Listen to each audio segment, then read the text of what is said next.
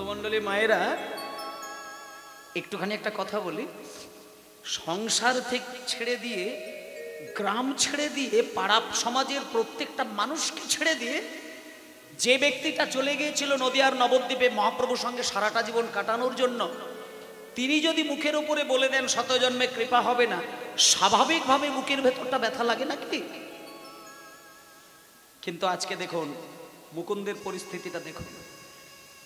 যখনই বললেন ছোট ভাইকে মহাপ্রভু স্থান দিয়েছেন, আর বড় ভাইকে বললেন শতজন্মে কৃপা হবে না, বিশ্বের যে কোনো মানুষ হলে হয়তো মাথা ঠুকে মরে যেত,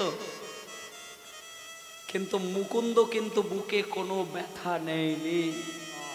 মুকুন্দ যখনই কানে শুনেছে যে আমার শতজন্মে গৌর কৃপা হবে না, এত মুকুন্দের হাসি আর উন্মাদের মতো নাচ, জয় গৌর হরি, জয় গৌর, জয় গৌর হরি, জয় গৌর হরি, জয় গৌর হরি, জয় গৌর হরি। শিবাস পণ্ডিত পাশেই দাঁড়িয়েছিলেন। শিবাস পণ্ডিত মুকুন্দের এই পরিস্থিতি দেখতে পেয়ে বলছে, এই মুকুন্দ, বলি তোমার কি মস্তিষ্কতা বিকৃতি ঘটে গেল? তুমি কি পাগল হয়ে গেলে? মহাপ্রভু বললেন শতজন্মে কৃপা হবে না, আর তুমি দেখি জয় গৌর হরি, জয় গৌর হরি, জয় গৌর হরি বলে নাচছ। আরে বাবা শোনো, আমাকে যদি মহাপ্রভু এ কথাটা একবার বলতেন না, মানে আমি এখনই প্রাণ বিসর্জন দিয়ে দিতাম। মুকুন্দ হাত জোড় করে বলে, ওগো শ্রীবাস, আমার মস্তিষ্ক বিকৃতি ঘটে নাই, আমি উন্মাদ হই নাই আর পাগল হই নাই। প্রভু আমার বড় দয়াময়, আমাকে বলে দিয়েছে শতজন্মে কৃপা হবে না। যদি একবার বলে দিতেন কোনো জন্মেও কৃপা হবে না, তাহলে আমি এক্ষণে প্রাণ বিসর্জন দিতাম। কিন্তু মহাপ্রভু তো আমায় তা বলেনি। মহাপ্রভু বলেছেন শতজন্মে কৃপা হবে না। তাই আমি মনে মনে চিন্তা করে নিলাম, 100টা জন্ম না হয় আমি কেঁদে কেঁদে কেঁদে কেঁদে কেঁদে কেঁদে কাটিয়ে দিতে পারবো, কিন্তু 101 জন্মে গৌর কৃপা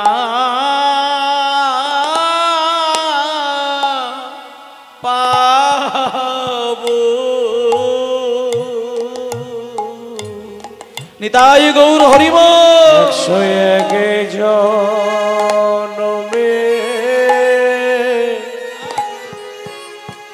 গৌর কৃপা পাবো। আমার শত জন্ম না হয়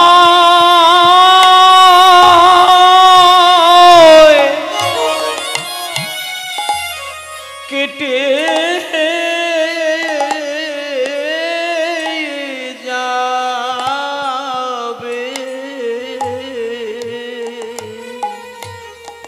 দাঁড়াও মাইরা, মাইরা মাইরা, আস্তে আস্তে আস্তে আস্তে আস্তে আস্তে। মুকুন্দ শ্রীবাসকে বলছে কথাটা, দেখুন কত ধৈর্য, দেখুন এত বড় ধৈর্য কার হয়? মানে শতজন্মে কৃপা হবে না কথার কথা বলেছেন, কিন্তু মুকুন্দ সঙ্গে সঙ্গে তত্ত্ব তৈরি করে নিয়েছেন। মহাপ্রভু যখন শতজন্ম বলেছে, তার মানে 100 জন্মে কৃপা করবে না, কিন্তু 100 পার হয়ে 101 যখন হবে তখন তো প্রভুকে আসতেই হবে। এই কথাটা যখন বলেছেন, সঙ্গে সঙ্গে ঘরের ভেতরে মহাপ্রভু শুনছিলেন কথাগুলো।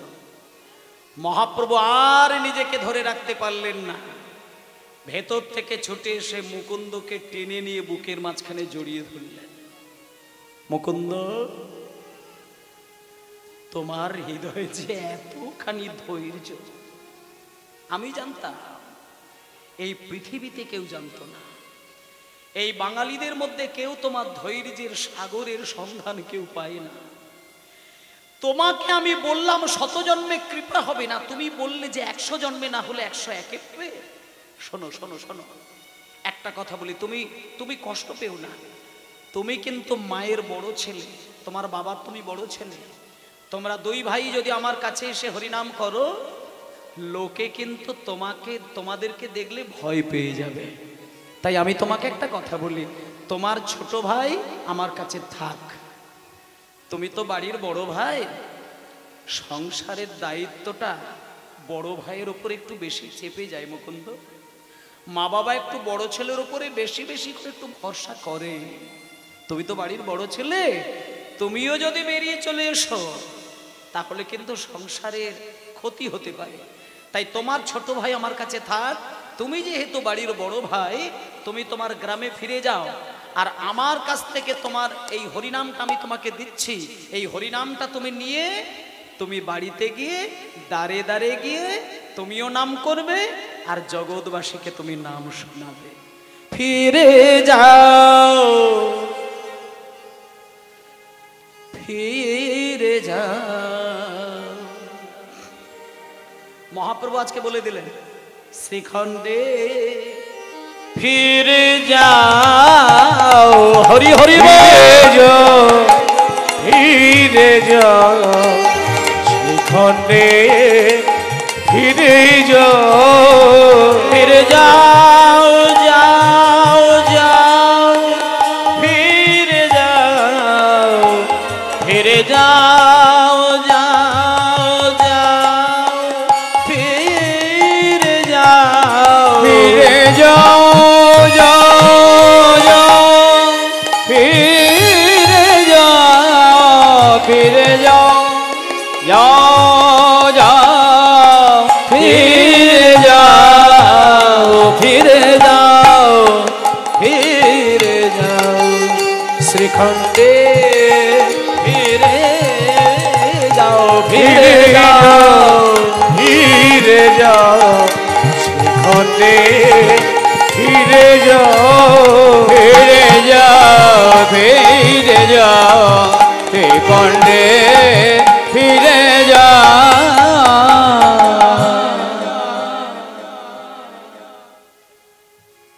মা মহাপ্রভু যখন বললেন ফিরে যাও, তখন এবার মুকুন্দ সরকার হাত জোড় করে বলছেন, প্রভু আমরা তো একই মায়ের পেটের দুই ভাই, ছোট ভাইকে তো আপনি দয়া করে আপনার চরণ দিলেন, আমাকে আপনি সংসারের কালো পাঁকের মধ্যে ঠেলে ফেলে দিচ্ছেন কেন প্রভু?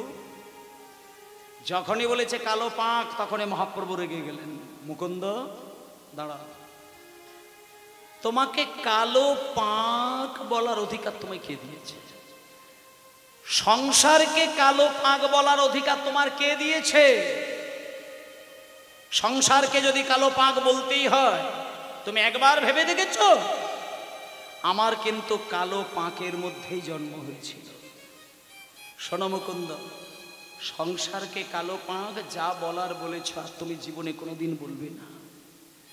বাবাজি হয়ে হরিনাম করলে, গৃহত্যাগী হয়ে হরিনাম করলে ভগবান কৃপা করেন, কিন্তু সংসারের মাঝখানে থেকে যদি কেউ হরিভজন করে, আমি বলে দিলাম ভগবান আরো বেশি খুশি হয়ে যায়। হরি বল, হরি বল।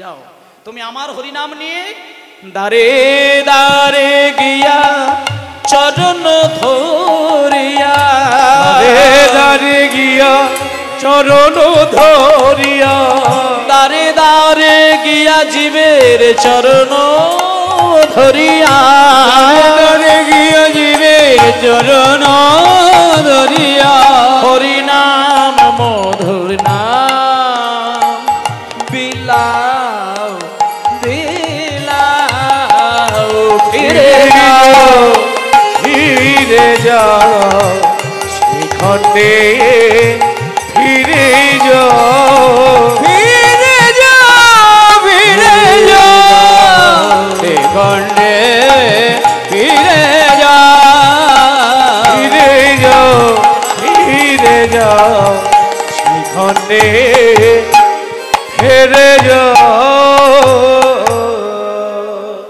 ঠিক আছে প্রভু, ঠিক আছে, ঠিক আছে। আমি সংসারী হয়ে হরিনাম করলে তুমি একটু বেশি খুশি হও, তাই না?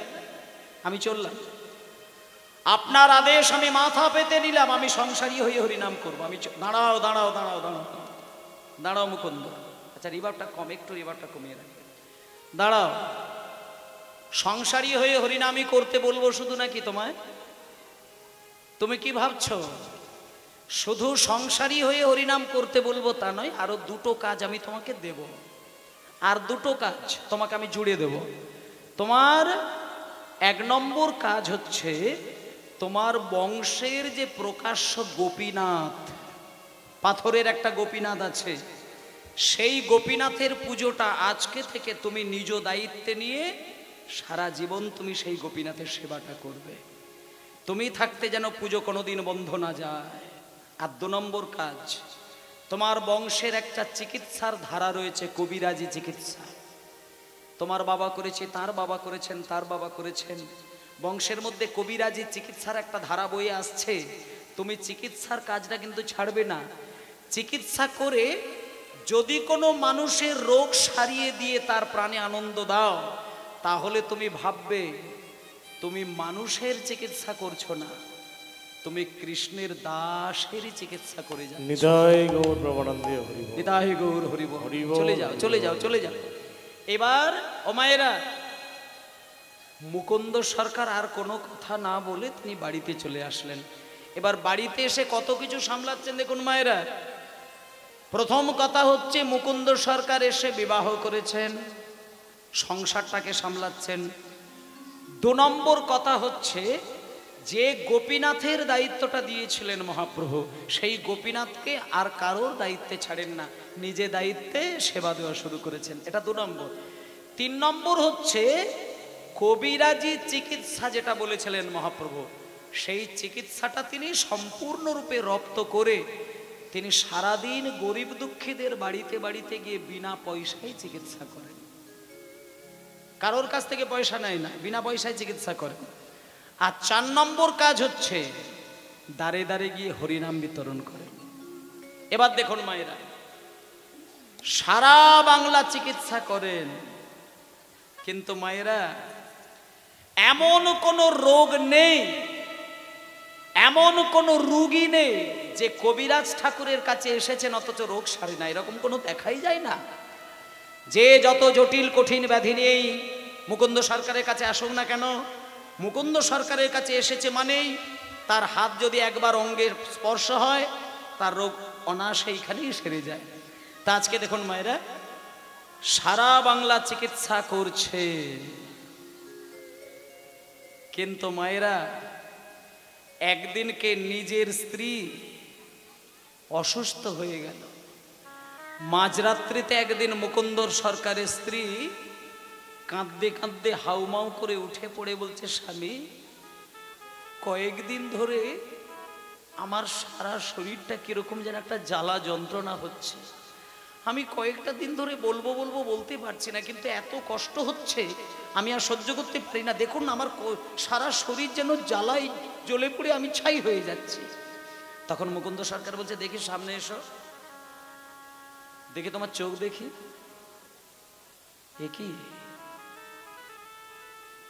কি দেখি তোমার জিহ্বা দেখি। কি দেখি তোমার হাত দেখি। কি আমি সারা বাংলা চিকিৎসা করলাম, কিন্তু আমার নিজের স্ত্রীর রোগ আমি ধরতে পারছি না কেন? আমার তো চোখ দেখতে লাগে না, জিভ দেখতে লাগে না, হাত দেখতে লাগে না, কিন্তু আমার বাড়ির আমার নিজের স্ত্রী এত কষ্ট পাচ্ছে, কিন্তু তার রোগ আমি ধরতে পারছি না কেন? সঙ্গে সঙ্গে ছুটে গেলেন গৌর হরি প্রভু হে প্রভু হে প্রভু হে প্রভু হে।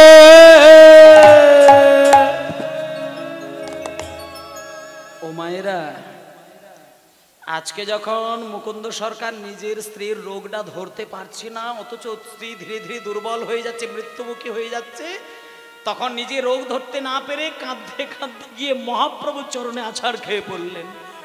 গৌর হরি আমি সারা বাংলার হাজার হাজার মানুষের রোগ সারিয়ে দিলাম, কিন্তু আমার বাড়িতে আমার নিজের স্ত্রী অসুস্থ, আমি রোগ ধরতে পারছি না কেন প্রভু? আমি রোগ ধরতে পারছি না কেন? গৌরহরি মুকুন্দের হাতটা ধরলেন। মুকুন্দ, যা ভেবেছিলাম তাই হলো। তুমি সারা বাংলার লোকের চিকিৎসা করেছো বলে তোমার মনের এক কোণে একটু অহংকার এসেছে। তুমি অহংকারী হয়ে উঠেছো, এই জন্য তোমার স্ত্রীর রোগ তুমি আজকে ধরতে পারছো না। মুকুন্দ বলছে, প্রভু আমার জীবনে অহংকার? আমি তো জীবের সেবা চাইনি, আমি তো শুধু চেয়েছিলাম তোমার চরণ। তুমি তো বলে দিয়েছিলে জীবের সেবা করতে, আমি তো চাই না জীবের সেবা। আমি যে ক্ষুদ্র জীব, আমি ক্ষুদ্র জীব, রক্ত মাংসে গড়া আমার দেহ, কখন কোন ফাঁকে যে আমার হৃদয়ে অহংকার এসে যায় কিচ্ছু বুঝতে পারি না। তুমি কেন দিয়েছিলে সব দায়িত্ব? গৌরহরি বললেন, মুকুন্দ চিন্তা করতে হবে না, চোখের জল মুছো। তোমার স্ত্রীর রোগের জন্য এত ভেঙে পড়ো না।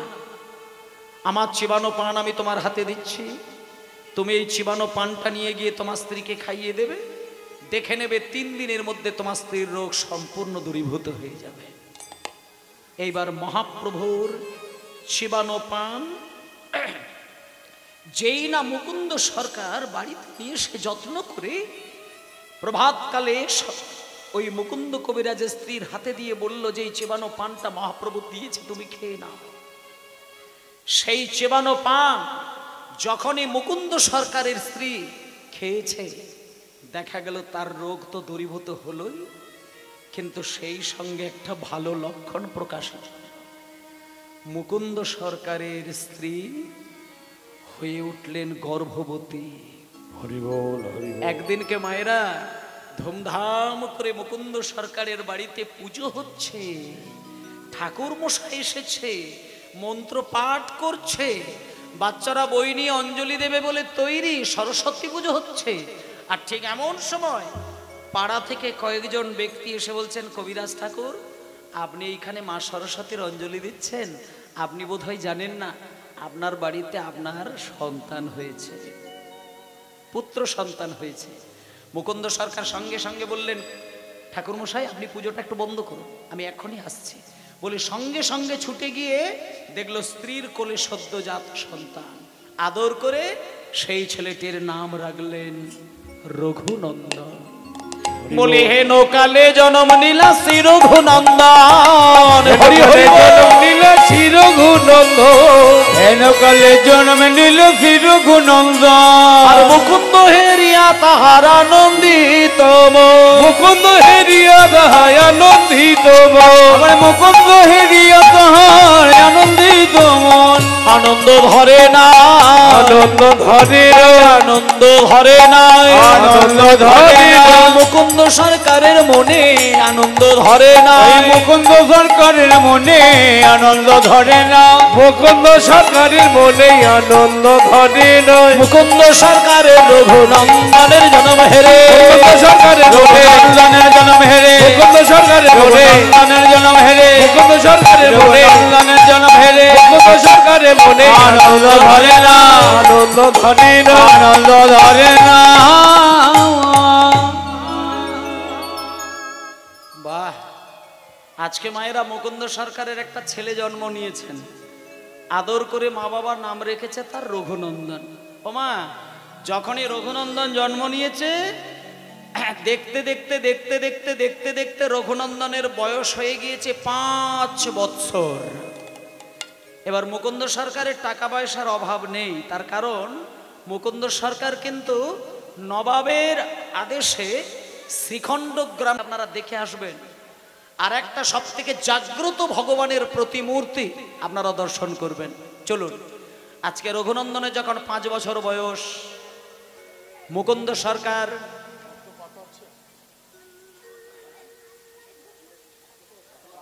আস্তে আস্তে আস্তে আস্তে, ও মা আস্তে, আস্তে যারা নতুন নতুন করে এসে বসছেন তাদেরকে বলবো এত কথা বলার দরকার নেই, সকলে গান শুনছেন, সুতরাং এসে কথা না বলে আপনিও শোনার জন্য একটু বসুন, কিন্তু কথা বলবেন না। আর বাচ্চার মায়েদেরকে বলছি বাচ্চাগুলোকে একটু সামলান, বাচ্চাদের তো দোষ নেই, কিন্তু বাচ্চাগুলোকে একটু সামলান, মায়েদেরকে বলছি, যাতে করে কথাটা একটু কম হয়। কটা বাজলো? ঘন্টা দুয়ে গান হয়েছে নাকি? আচ্ছা বেশ, জয় নিতা। তাহলে রঘুনন্দনের 5 বছর বয়স। এবার মুকুন্দ সরকারের একটা নিয়ম, মানে আস্তে মুকুন্দ সরকার ঠিক করে নিয়েছে যে আমি 3টের সময় উঠব, ভাগবত পাঠ করব 1 ঘন্টা, 4টে বেজে যাবে। এবার 4টের পরে আমি গোবিন্দকে মানে ওই গোপীনাথকে সেবা দেব, তারপরে সারাটা দিন বেরিয়ে যাব গরিব দুঃখীদের চিকিৎসায়। ও মায়েরা, প্রত্যেক দিন ভোরবেলা ওঠে, কোনোদিন কিন্তু সঙ্গে কেউ আসে না, আর 1 ঘন্টা ভাগবত পাঠ করেন, তাতেও কেউ শুনতে আসে না। আস্তে, তাতেও কেউ শুনতে আসে না। কিন্তু আজকে মুকুন্দ সরকার একটা জিনিস দেখতে পেলেন, ভোরের বেলা ভাগবত পাঠ হচ্ছে, দরজা জানালা বন্ধ, কেউ কোনোদিন শ্রোতা হয় না, কিন্তু আজকে একটা শ্রোতা এসে মুকুন্দ সরকারের ডান দিকে মাথা নত করে বসে আছে নীরবে। তখন কটা বাজে? তখন ওই 3টে বাজে, ভোর 3টে। সেদিন কিন্তু খুব ঠান্ডা ছিল, শীতের দিন, শীতকাল। এবার মুকুন্দ সরকার ভাগবত পাঠ করছে, হঠাৎ এই রঘু, রঘু, হ্যাঁ রে, ভোরের বেলায় তুই ঘুম থেকে উঠে এসেছিস কেন? যা ঘরে যা, ঘরে যা। রঘুনন্দন হাত জোড় করে বলছেন, বাবা, ও বাবা, আজকে আমি না তোমার মুখ থেকে ভাগবত শুনবো। কি শুনবে? ভাগবত শুনবো। আরে তুই কি ভাগবত শুনবে? যদি ভাগবত শুনিস সকালবেলা আসবে, এখন তুই ঘুমিয়ে পড়, চলে যা, আজকে ঠান্ডা পড়েছে, ঘুম কামাই করিতে আসতে হবে না, মায়ের কাছে চলে যা। রঘুনন্দন বলছেন, না, আমি ভাগবত শুনবো, আমি ঘুমাবো না, আমি ভাগবত শুনবো। তুই ভাগবত শুনবি? আমার কোলে আয়, আয় সামনে, আয় সামনে, সামনে। এই বলে 5 বছরের ছেলে, বাড়িতে যাদের 5 বছরের ছেলে আছে তারা একটু এইগুলো একটু লক্ষ্য করবেন। 5 বছরের ছেলেকে বাবা কোলের মাঝখানে বসিয়ে নিয়েছেন, আর ঠিক বাচ্চা ছেলেটার সামনের দিকে ভাগবতটা রেখেছে। রঘুনন্দন কোলে বসে আছে, তার সামনে ভাগবত। দেখুন, ছেলে ভক্ত হতে গেলে, ভক্ত তৈরি করতে গেলে মা বাবার কত দায়িত্ব থাকেন। আজকে বাবা কোলে বসিয়ে নিয়ে ভাগবত পাঠ করছে, সে ছেলে কে হতে পারে? এবং 3টের সময় ঘুম থেকে উঠে ছেলে নিজে বলছে যে আমি ভাগবত শুনব।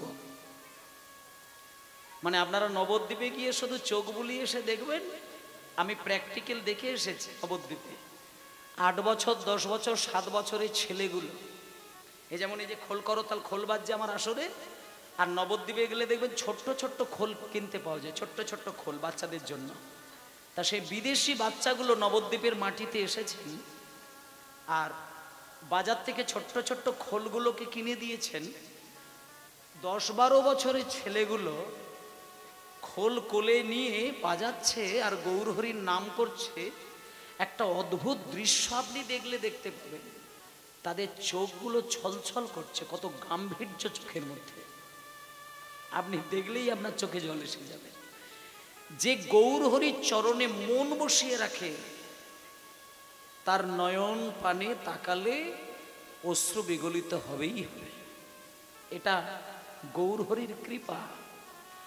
আজকে যখনই মুকুন্দের ছেলে এসে বলছে আমি ভাগবত শুনবো, সঙ্গে সঙ্গে মুকুন্দ কোলে বসিয়ে নিয়ে ভাগবত পাঠ করলেন। বড়হাপীড়ং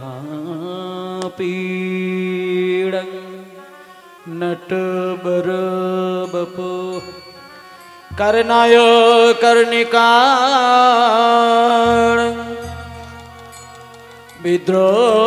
विद्रोदाशक कनक कपीशन वैजयन्तीं च माला।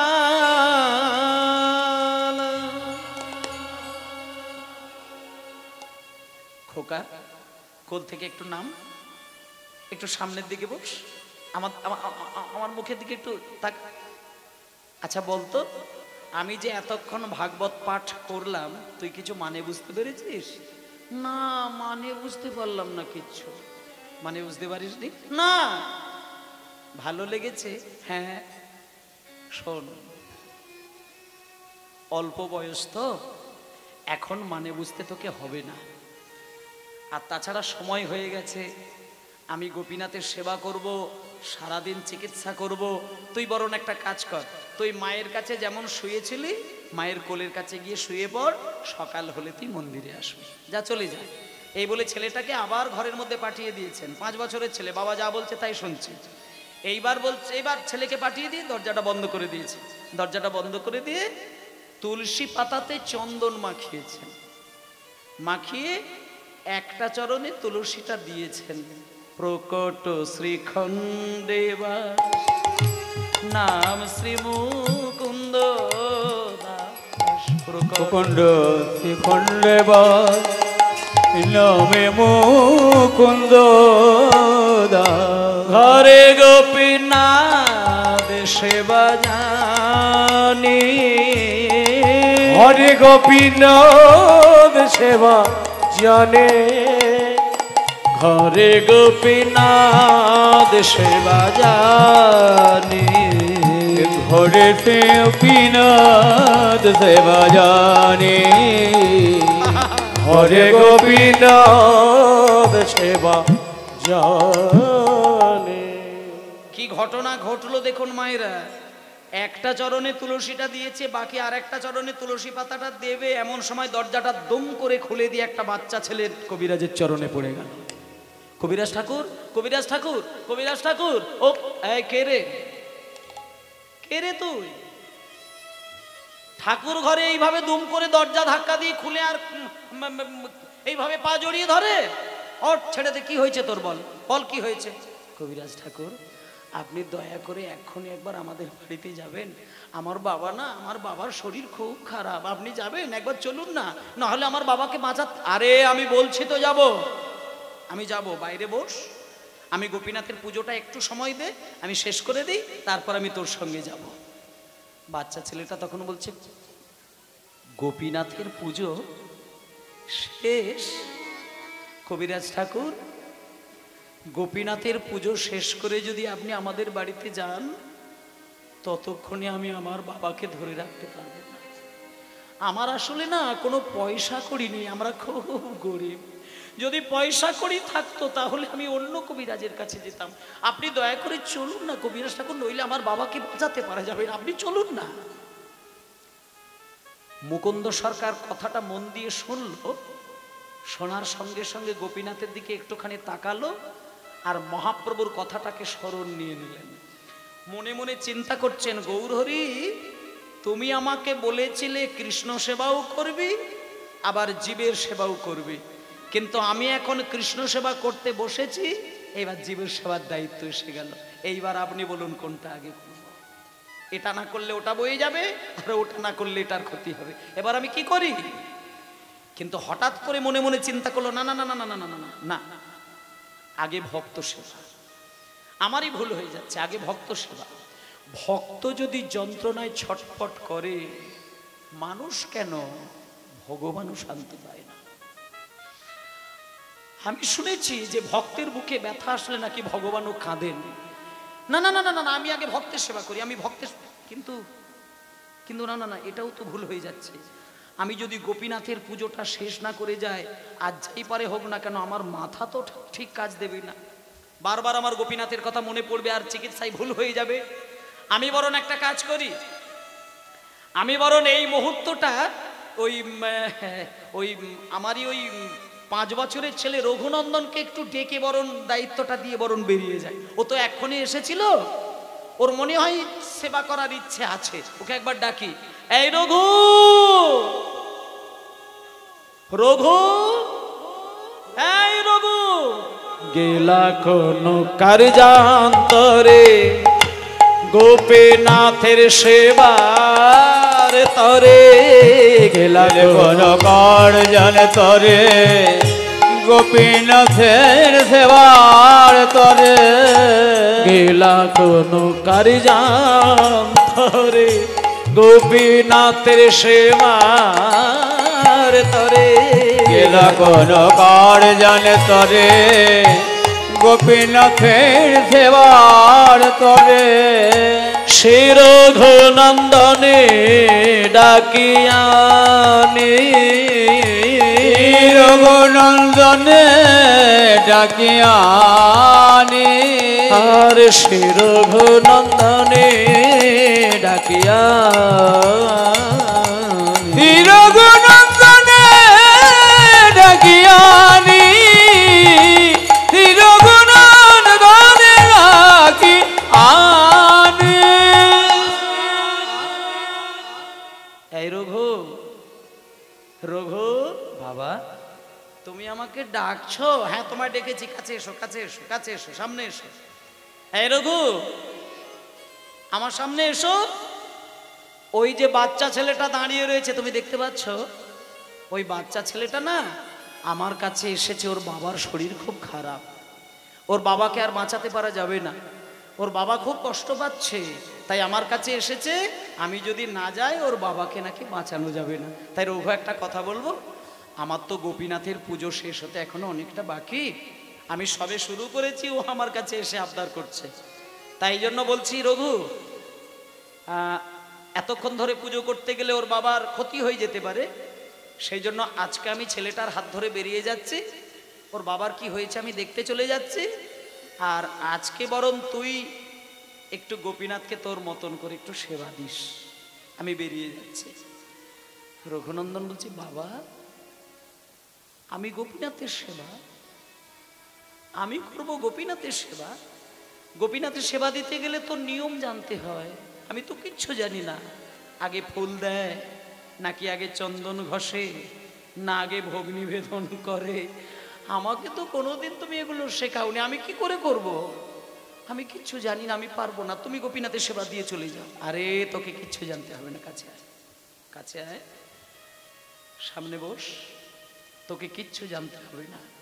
তুই মায়ের কাছে যাবি, মায়ের কাছ থেকে ক্ষীরের নাড়ুর থালাটা চেয়ে নিয়ে আসবি, আর গোপীনাথের সামনে বসিয়ে রেখে দিয়ে তুই শুধু গোপীনাথের দিকে তাকিয়ে তাকিয়ে শুধু কাঁদবি, দেখবি গোপীনাথের সেবা হয়ে যাবে, কিচ্ছু করতে হবে না।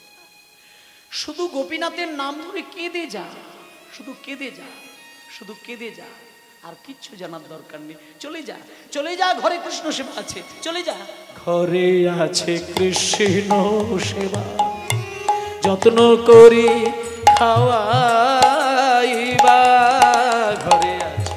ঘরে আছে কৃষ্ণ সেবা, যতন করে খাওয়াইবা। ঘরে আছে কৃষ্ণ সেবা, যত্ন করি খাওয়াইবা। ঘরে আছে কৃষ্ণ সেবা, যত্ন করে খাওয়াইবা। এত বলি মুকুন্দ চলিলা, এত বলে মুকুন্দ চলিলা। আর এত বলি মুকুন্দ চলিলা, এত বলি মুকুন্দ চলিলা। আর এত বলি মুকুন্দ চলি,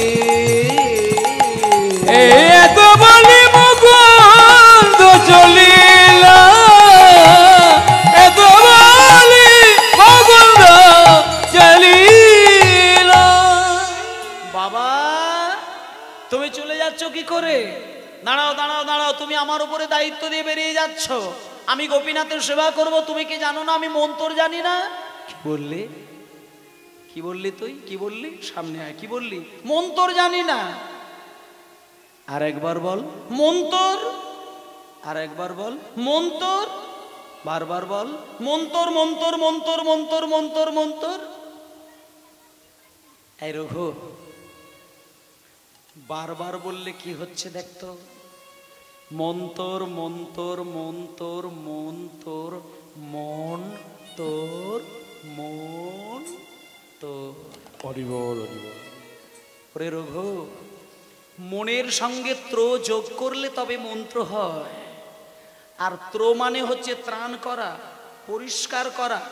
মনে যদি কারোর নোংরা আসে, সেটাকে ত্রাণ করার জন্য মানুষ মন্ত্র শোনে, মন্ত্র ধারণ করেন। তাও রে, তুই এখন বাচ্চা ছেলে, আমি তোর বাবা, আমি জানি তোর হৃদয়ে এখনো কোনো পাপ জমে না, তোকে এখনই মন্ত্র নিতে হবে না। তুই যত বড় হবি মন্ত্র শিখবি। এখন শুধু আমি তোকে বলে যাচ্ছি, তুই ভগবানকে শুধু ডেকে যা, আর কিচ্ছু করতে হবে না। আমার দেরি হয়ে যাচ্ছে। এত কথা বলতে গেলে ওর বাবার কাছে যাওয়া যাবে না, চলে যা, ঘরে কৃষ্ণ সেবা আছে, আমি বেরিয়ে যাচ্ছি।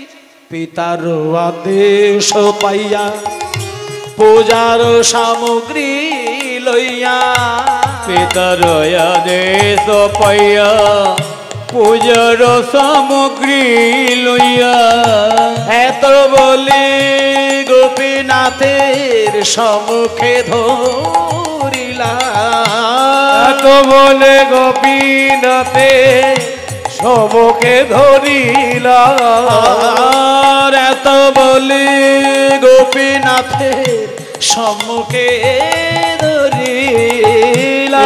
এত বলি গোপীনাথে সম্মুখে ধরিলা। গোপীনাথের সম্মুখে ধরিলা। এই গোপীনাথের সম্মুখে ধরিলা।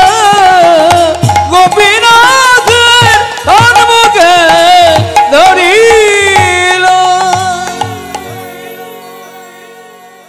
ব্যাস, বাবা তো বেরিয়ে গেল।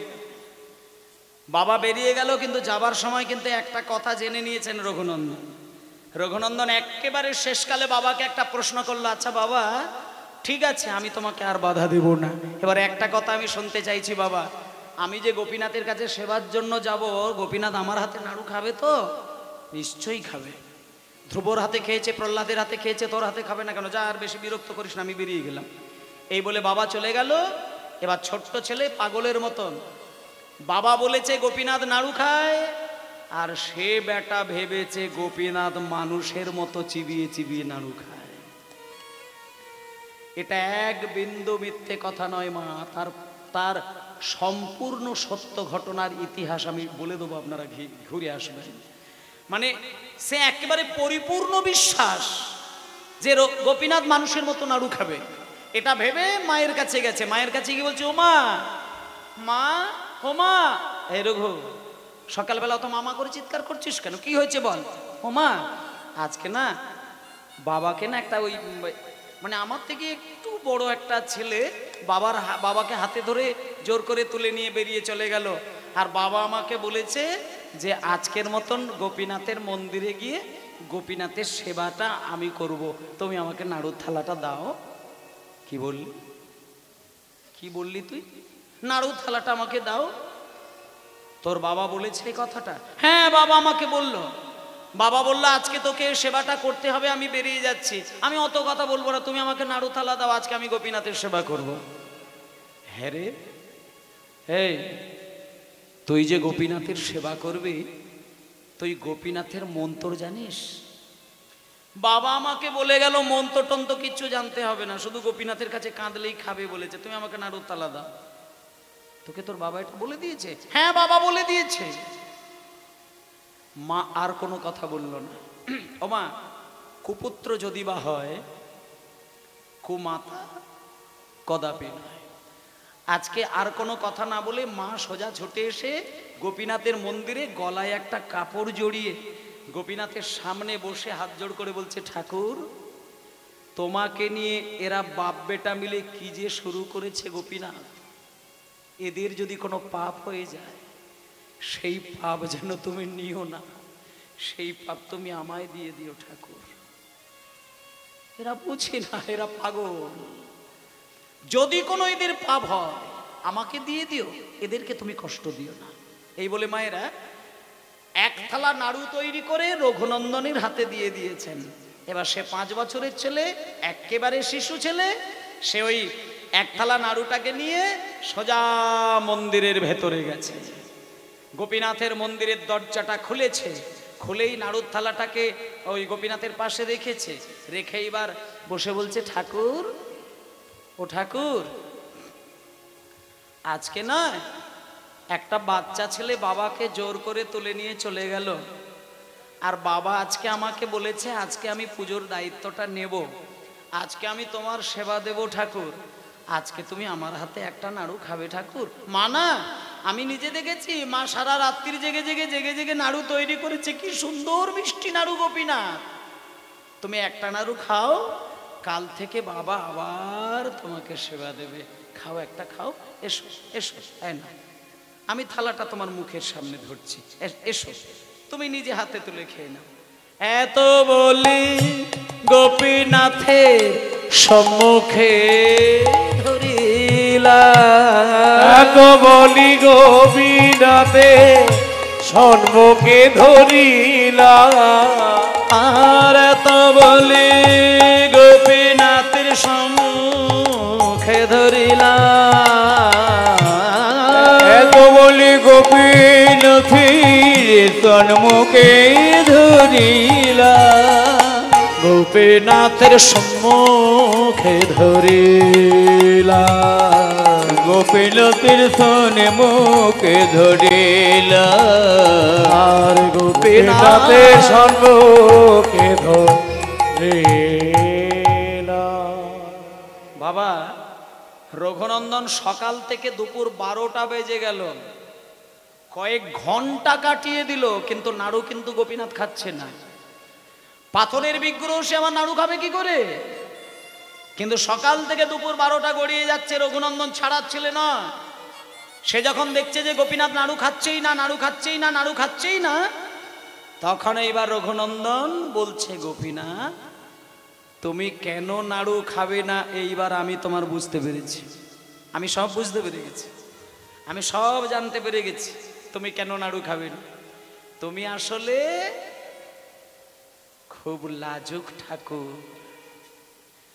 বাবা যখনই পুজো করে আমি খুব দেখেছি দরজা জানালা বন্ধ করে দিয়ে পুজো করে, আর আমি একেবারে ভুলে গিয়েছি দরজাটাও বন্ধ করি না, জানালাটাও বন্ধ করি না, চারিদিকে খোলা, সবাই দেখতে পাচ্ছে, ওই জন্য তুমি নাড়ু খাচ্ছ না, তাই না ঠাকুর? আচ্ছা গোপীনাথ তুমি আমার উপরে রাগ করো না, আমি তো প্রথম দিন এসেছি, তো আমি এত শত নিয়ম বুঝি না। ঠিক আছে, আমি দরজা বন্ধ করে দিচ্ছি, আমি জানালা বন্ধ করে দিচ্ছি, আর তোমাকে কেউ দেখতে পাবে না। এই আমি দরজা বন্ধ করে দিই, এই জানালা বন্ধ করে দিই, ব্যাস, আর তোমাকে কেউ দেখতে পাবে না। এবার শুধু মন্দিরের ভেতরে তুমি আর আমি, আমি আর শুধু তুমি থাকবে, কেউ দেখতে পাবে না। এসো ঠাকুর, একটা নাড়ু খাবো, একটা খেয়ে নাও, একটা, এসো। ও গো গোপীনাথ,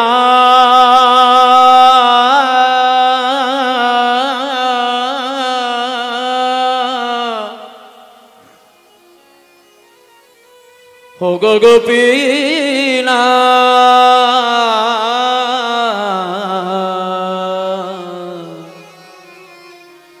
আমার গোপীনাথ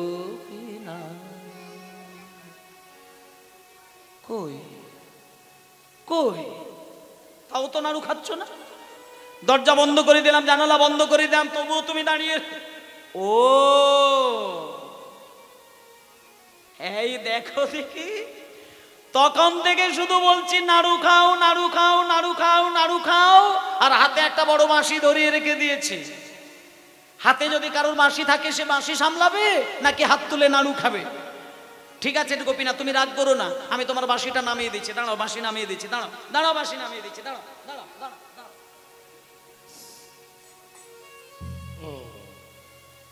বাঁশিটা নামিয়ে দিল, বাঁশি নামিয়ে দিল, দরজা বন্ধ করে দিল, জানালা বন্ধ করে দিল, আরো কত কত কত কত কিছু করলো। কিন্তু পাথরের গোপীনাথ সে কি করবে? সে তো একইভাবে দাঁড়িয়ে থাকবে, ব্যাস একইভাবে দাঁড়িয়ে রয়েছে। এবার দেখতে দেখতে বিকেল গড়িয়ে যাচ্ছে, অবশেষে রঘুনন্দন বলছে, ঠাকুর এইবার আমি বুঝতে পেরেছি কেন নাড়ু খাবে না। তুমি আসলে আমার ওপরে নয়, তুমি বাবার ওপরে রাগ করেছো।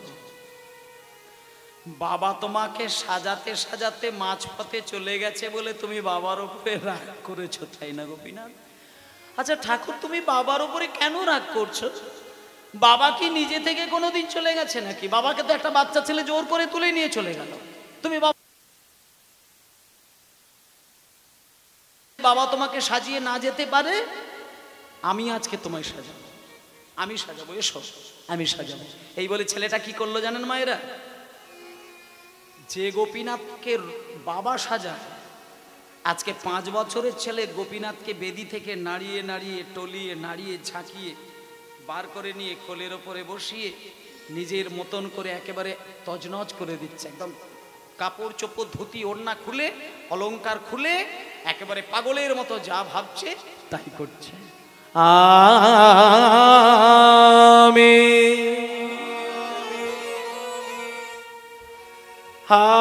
আমি সাজাবো তোমারে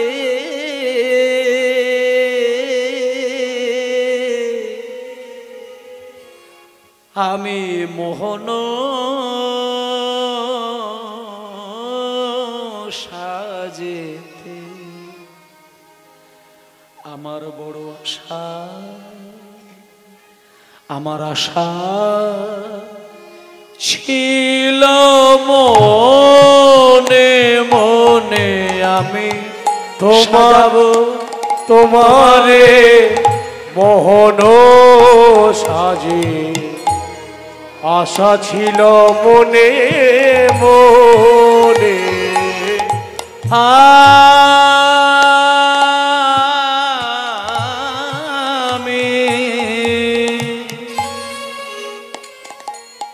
আমি সাজাবো তোমারে, সাজাবো সাজাবো,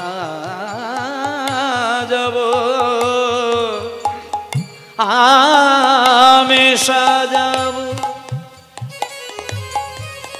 আমি সাজাবো সাজাবো সাজাবো, আমি সাজাবো তোমারে, আমি সাজাবো তোমারে মোহন সাজে, আশা ছিল মনে মনে। সাজাবো তোমারে মোহন সাজে, আশা ছিল মনে মনে।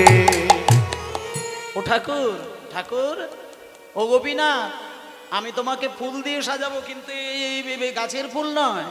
আমি তোমাকে চন্দন দিয়ে সাজাবো, কিন্তু পাথরে ওই কাঠের ঘষা চন্দন নয়। আমি তোমাকে কোন ফুলে সাজাবো, কোন চন্দনে সাজাবো তুমি শুনবে? শোনো।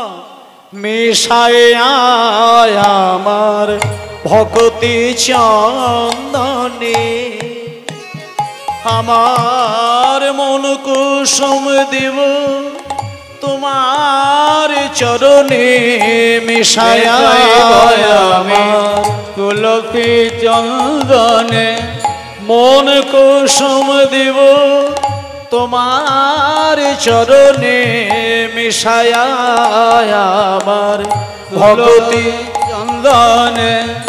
মেশাইব আমি কুসুম চন্দনে, মিশায় আমার ভক্তি চন্দনে, মন কুসুম দিব তোমার চরণে, মিশায় আমার ভক্তি।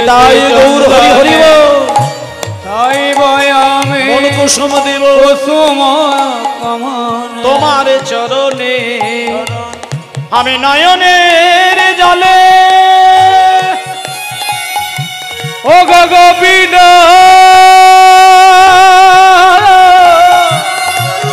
খুয়াবো চরণ, আমি নয়নের জলে ধুয়াবো চরণ। এই আশায় আমার আশা, এই আশা ছিল মনে, আমি সাজাবো গোপীনাথ। হরি হরি বল। গোপীনাথ গোপীনাথ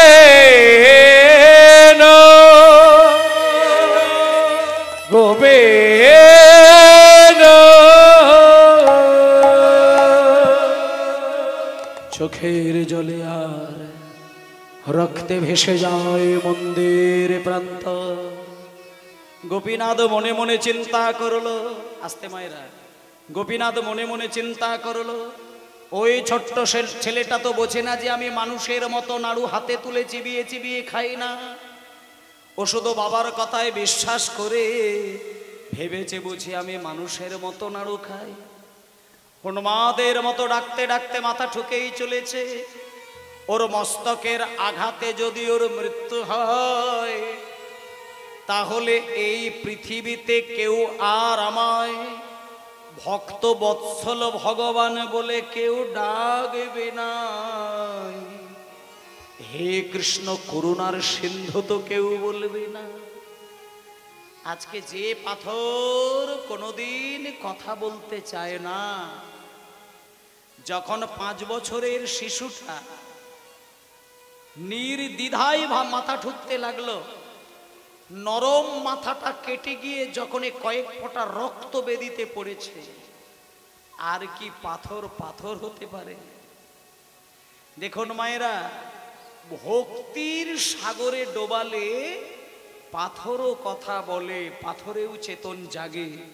আর ভক্তি না থাকলে চৈতন্য মনে হৃদয়টাও কিন্তু পাথর হয়ে যায়।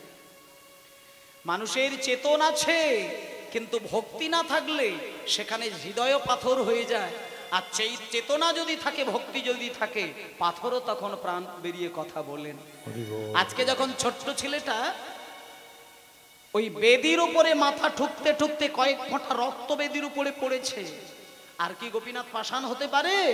সঙ্গে সঙ্গে ওই ছোট্ট পাথরের গোপীনাথের বেদির ভেতর থেকে, মূর্তির ভেতর থেকে কে যেন একটা ছোট্ট হাত বাড়িয়ে বললেন, রঘুনন্দন নাড়ু দে, হৃদয় গৌর হরিবন্দন নাড়ু দে, ও গোপীনাথ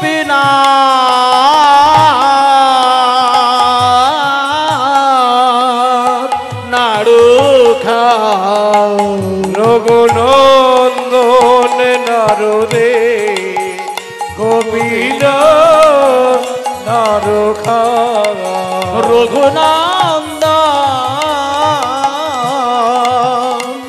নাড়ু দে, গোপীনাথ নাড়ু খাও, রঘুনন্দন নাড়ু দে। না না, এ কি বলছো তুমি? এটা কি করছো তুমি? বাবা তোমার মন্দিরে পুজো করতে আসে, আমি কিন্তু প্রত্যেকটা দিন লক্ষ্য করি, বাবার হাতে কিন্তু তুমি এত নাড়ু খাও না। বাবা যখনই পুজো সেরে মন্দির থেকে বাড়ির ভেতরে যায়, আমি দেখেছি থালার মধ্যে অনেকগুলো নাড়ুই থাকে। আর আজকে তুমি এক এক করে আমার হাতে নাড়ুগুলো খেয়ে নিচ্ছ। সব নাড়ু যদি খেয়ে নাও, তাহলে আমি প্রসাদ করে দেব কি করে? ঠাকুর, এই কতগুলো নাড়ু তো তুমি খেয়ে নিলে, আর তো 2-4টে আছে, এগুলো থাক না ঠাকুর। এই রঘুনন্দন, আজকে যখন আমি তোর ডাকে আসতে বাধ্য হয়েছি, আমাকে তুই নাড়ু খাওয়াতে একটা বারও বাধা দিবি না।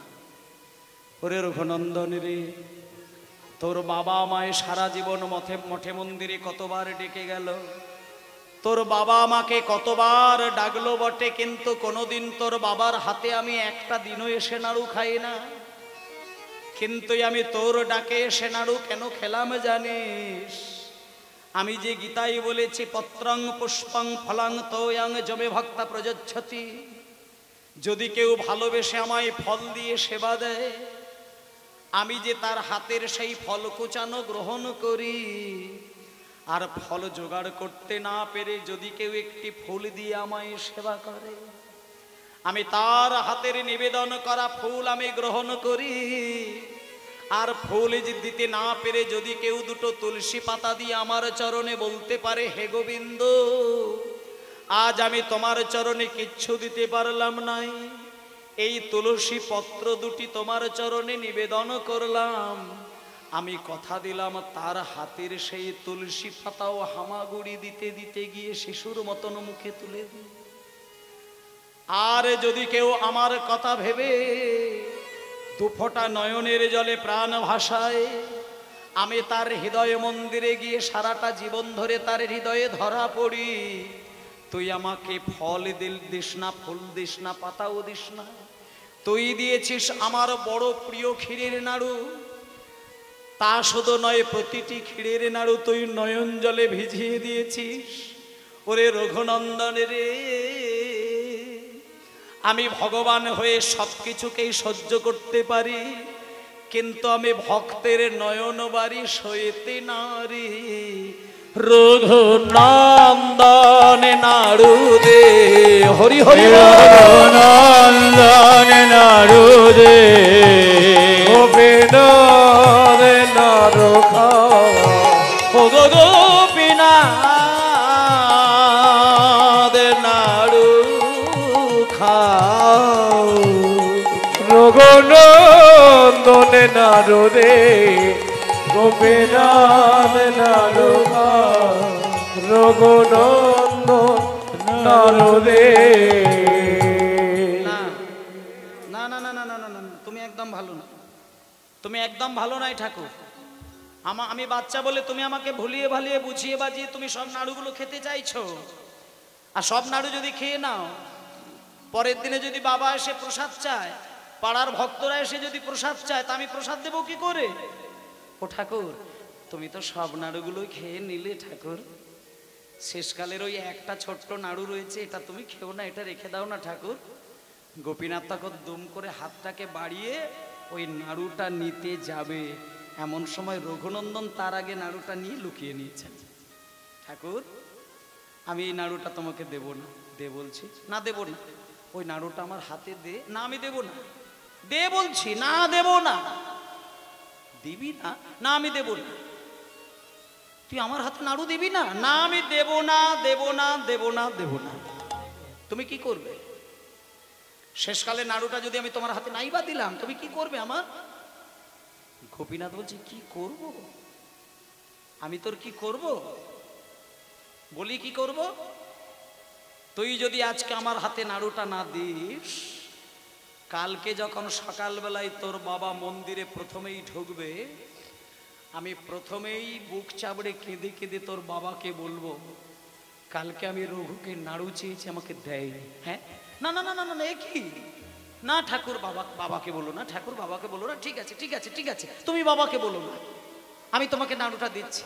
কিন্তু ঠাকুর একটা কথা বলি, আমি নাড়ুটা দেব, কিন্তু তুমি এতক্ষণ তো চুপচাপ ছিলে, আমি তো তোমার মুখে তুলে দিচ্ছিলাম, কিন্তু হঠাৎ করে শেষের নাড়ুটা তুমি হাত বাড়িয়ে তুলতে আসলে কেন? তুমি হাত পাতি দাঁড়িয়েছো কেন? আগে দে, তারপরে বলছি।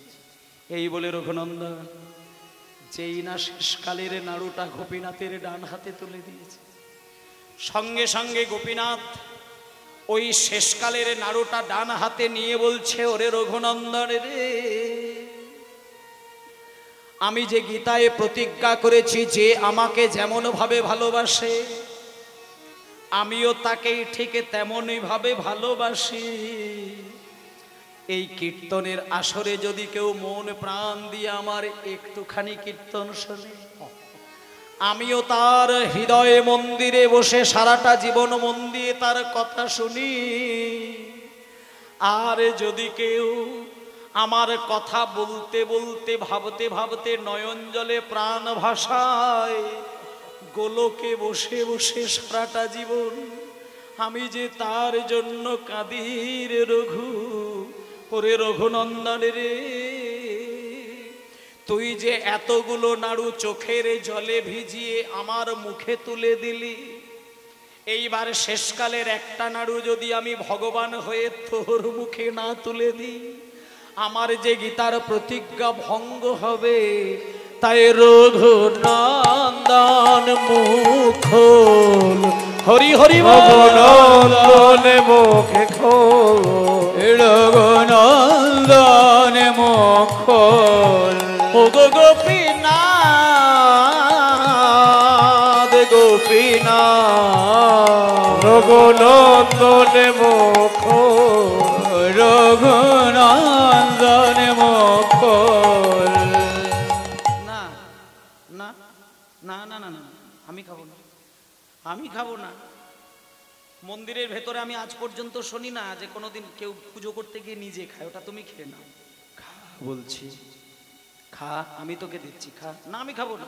খা বলছি, আমি খাবো না।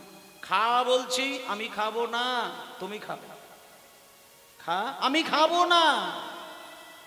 আমি কোনোদিন আজ পর্যন্ত দেখি না বাবা মন্দিরের ভেতরে গিয়ে নাড়ু খেয়েছে। তুমি নাড়ু খাও, আমি খাবো না। খা বলছি, আমি খাবো না, তুই খাবি না। খাবি না তুই, তাহলে দেখবি নাড়ুটা কে খাবে, দেখবি দেখবি। এই বলে গোপীনাথ ডান হাতে নাড়ুটা ধরে নিয়ে, যেই না স্বয়ং গোপীনাথ বাম হাতে ছোট্ট রঘুনন্দনকে টেনে নিয়ে কোলে বসিয়ে নিয়ে বাম হাত দিয়ে ছোট্ট নরম রঘুনন্দনের ওই নরম গালটা যেই জোর করে টিপে ধরলো, অমনি রঘুনন্দনের মুখটা হা হয়ে গেল। আর ওই সুযোগে গোপীনাথ জোর করে নাড়ুটা হাতে তুলে নিয়ে, রঘুনন্দন নাড়ু খাও, হরি হরি, রঘুনন্দন নাড়ু খাও, গোপীনাথ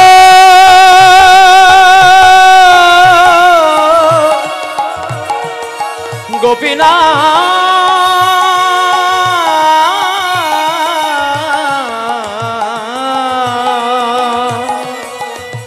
গোপীনাথ রঘুনন্দন নাড়ু খাও, রঘুনন্দন নাড়ু খাও, রঘুনন্দন নাড়ু খাও। ঠাকুর, এ তুমি কি করলে? তুমি আমাকে জোর করে নাড়ু খাইয়ে দিলে। এই রঘু, যা, তোর পুজো হয়ে গেছে, বাইরে চলে যা, যা বেরিয়ে যা, আর অসুবিধা হবে না, তোর পুজো হয়ে গেছে, বেরিয়ে যা। এবার যখনই গোপীনাথ বলেছে বেরিয়ে যা, এবার রঘুনন্দন আর কোনো দেরি না করে তাড়াহুড়ো করে এবার বাইরের দিকে আসতে যাবে। এমন সময় গোপীনাথ কিন্তু দম করে রঘুর ডান হাতটা ধরলো। এই দাঁড়া, যাচ্ছিস কোথায়? যেতে বললাম বলেই চলে যাচ্ছিস?